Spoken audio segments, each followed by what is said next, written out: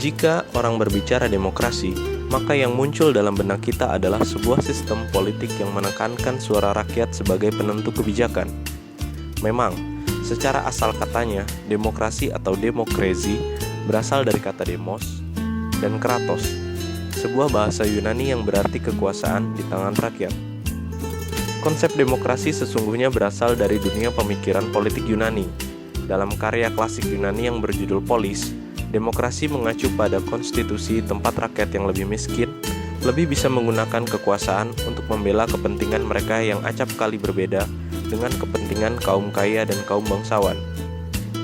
Konsep demokrasi dalam Yunani kemudian banyak berpengaruh terhadap sistem pemerintahan di Eropa, Amerika, Afrika, termasuk Indonesia.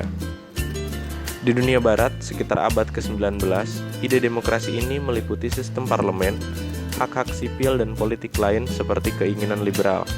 Saat ini, Indonesia telah menerapkan tatanan pemerintahan yang demokratis. Hal ini terbukti dengan adanya pemilu. Harus disadari bahwa tatanan politik demokrasi tidak muncul serta-merta. Hal ini membutuhkan sebuah proses yang panjang. Pertanyaannya, sejak kapan tatanan demokrasi itu dikenal dan diterapkan di Indonesia? Negara Indonesia secara yuridis memang baru berdiri tanggal 17 Agustus 1945. Dengan demikian, jika berbicara demokrasi, harusnya dibicarakan sejak Indonesia merdeka. Akan tetapi, demokrasi di Indonesia memiliki akar di masa kolonial. Negara kolonial sesungguhnya bukan sebuah negara demokrasi, akan tetapi di negeri induknya menjalankan demokrasi.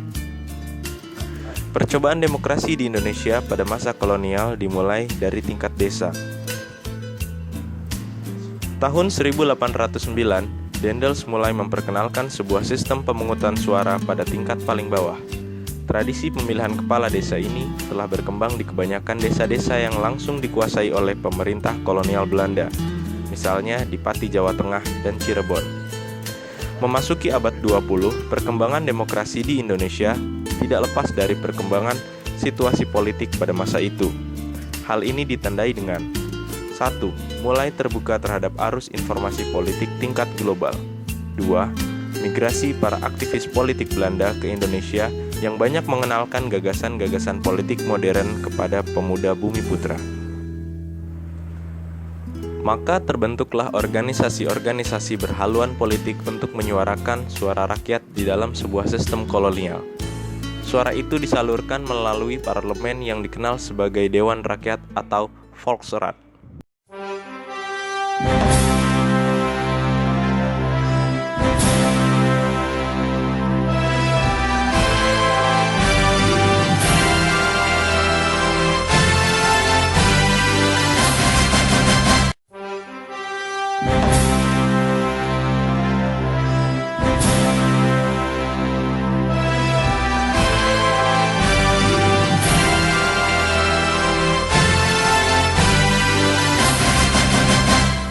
Pemilihan umum kini menyapa kita.